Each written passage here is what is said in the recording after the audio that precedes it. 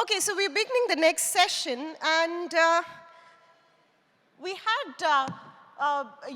spoke about a lot of interesting things in the morning, smaller destinations, we spoke about the human capital, we spoke about the challenges, and we had Chip Rogers, President and CEO of the American Hotel and Lodging Association, give his views on the challenges around manpower and how his industry is dealing with it. But we present to you Chip for the next keynote address on the global hotel industry trends. So Chip Rogers, for you, he has had a very long flight yesterday, and he's up and fresh today morning. Thank you. So Chip.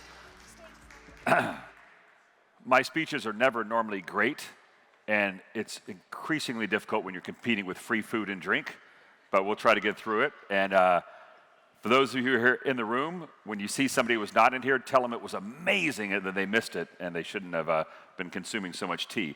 All right, I've got less than 10 minutes, so we're going to rifle through this pretty quickly. I want to set the stage on what exactly the American Hotel and Lodging Association is briefly, and then look at some trends that I think are happening around the globe that we're seeing emerge that will make the hotel industry look a little different post-pandemic than it did pre-pandemic. So first and foremost, who are we? We represent all of the hotel industry in the United States, and of course, as you know, many of those brands are global brands. Marriott, Hilton, Hyatt, IHG, Wyndham, Choice, on and on and on. If you see there, 14 out of the largest 14 U.S. hotel companies, brands are members of ours. We represent over 80% of all the franchised properties in the U.S. and about 3.2 million rooms. And when we say we represent them, we advocate on their behalf with policymakers at the local level, at the state level, at the federal level, and increasingly even working with our international partners to make sure that those issues which know no borders in our industry are being properly understood, discussed, and the best policies will be exported around the globe. So here's what we do. We advocate, we promote, and we unite. One of the most important things in our industry, and that's why I was so happy to be here, so thank you for the invitation, is that we speak with one voice. You know, as we try to make our case anywhere across the globe as to what our industry is doing, how sometimes we need help from policymakers, the most important thing that we can do is make sure that we are united in what our request is, united in what our position is. And that's what we do at AHLA, is bring those folks together, increasingly on an international scale. Now, here's the current state. We were just talking to some of my friends over here at my table about what's happening around the globe with hotel demand. Here are some of the statistics I think are really interesting, is that we're going to end up in the United States with leisure travel revenue 14% above what it was in 2019. Now, this, of course, when you're looking at profitability, does not take into account incredible impact on hotel owners and operators' bottom line with respect to inflation. But from a revenue standpoint, it is above 2019 levels, and almost all of that is being driven by what we would customarily believe is the leisure traveler. In fact, you see that 80% of the leisure travel hotel in the top 50 U.S. markets is going to be above 2019 levels. Overall, we think that total revenue in the industry will be back to where we were in 2019. And so we're seeing the recovery. We're pretty much fully recovered, but the traveler is much different. And it's not just in the U.S. This type of traveler is much different across the globe. So looking at some of the things that we're fighting for, not just in the U.S., but pretty much anywhere and everywhere, is how are we protecting and promoting our industry? Again, with policymakers, that's the most important thing that we do each and every day. Making sure in a world where you have hotels competing every single day with what we call in the U.S. short-term rentals, you might commonly refer to them as Airbnb across the globe. How are we making sure that those entities that are offering the same product and services are being treated equally with respect to the law, are being treated equally with respect to public policy? That is something that we fight on a global basis, on a continual basis. Now, in the U.S., we call this bleisure. My friends in the U.K. call it bleisure. Whatever you call it, it is real. This idea that travelers are spending their travel time doing both work and leisure activities is not only something that is prevalent, it is something that is absolutely here to stay. In fact, when we polled business travelers in the US, and I think this is fairly constant around the globe, 89% of them now say that when they go on a business trip, they're also adding to that an additional day, maybe on both ends of that trip, an additional day for leisure activities. Now, how can they do this? Well, in a world where you can work from anywhere, and we don't like to say work from home because we want you to actually work from a hotel, but when you can work from anywhere, you can begin to do this. What's interesting, I just looked at the statistics that came out earlier this morning. The 2 highest days of occupancy in the United States right now, as of last week, the 2 highest days of occupancy are Fridays and Saturdays. And so what's happening is people are beginning to travel on business, but they're staying over. They may have that last business meeting on a Thursday, a business dinner, and they're staying over to enjoy leisure activities on Friday and Saturday. And that is happening on a massive scale, not just in the US, but really all across the globe. The second thing we're seeing is digital, digital, digital.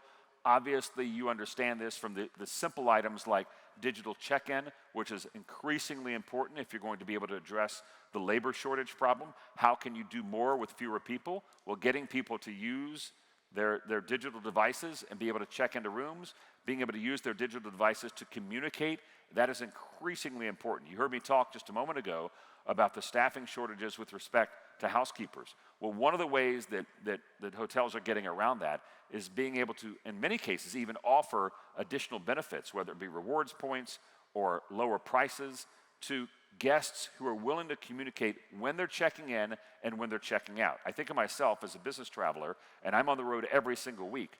Some days I'm going to arrive at that hotel by noon, and I'm going to want to get into my room early, and I might leave the next morning at 7 a.m., and so now that room's available really quickly. Some days, like last night, I didn't get to the hotel until almost midnight. Well, when hotels understand that, because they're able to have a communication with their consumers, they are now able to schedule that labor in a way that is much more profitable to them. And so this is absolutely critical. Every hotel company you will see is pushing this. They want you to use their app. They want you to use their rewards programs. And by the way, there are a couple of the large global companies that are now going to use their app, and those points that you earn are going to become like digital currency. You're going to see this play out over the next 3 to 4 years. I'm earning points with hotel company XYZ. I can travel around the world and stay at their hotels anywhere. And by the way, those points can now be used for more than just hotel travel. They can be used across the economy to purchase goods and services in completely non-hotel related industries. Again, maximizing workforce. This is absolutely critical. What we're seeing, one of the things that we're seeing here in the United States to be able to address this issue right here, where 87% of hoteliers say they are understaffed and it's impacting operations, one of the things we're seeing is a gig economy for gig hotel workers. And what I mean by that is no more do I work for a single hotel or do I work for a brand. I now am almost, in many ways, an independent contractor, and I can work different shifts at different hotels in and around where I live. And the brand, I'm agnostic to the brand. It doesn't matter if it's Hilton, if it's a Hyatt, if it's a Marriott, doesn't matter. I now can go online and say, I want to work this shift here, I'm going to work this shift here. We're even seeing in some markets, and I think this is quite interesting, and the labor laws in many places around the world would not allow this, but in the US, because the more of a laissez-faire attitude about how we compensate people for work, you can now, as an employee, not necessarily employee, but a worker, you can bid or you can respond to a bid to work at certain hotels during certain times at higher wages. So for example, what we're seeing is maybe I have a specific job, maybe it is as a housekeeper, and I want the Marriott hotel on a Friday night, because we know that's the highest occupancy of the week. They're going to offer me a 3-hour shift or a 4-hour shift at $28 an hour. Maybe on a Tuesday morning where the occupancy is not as high at the Hilton down the road, I could get that same 3 or 4 hour shift at $21 an hour.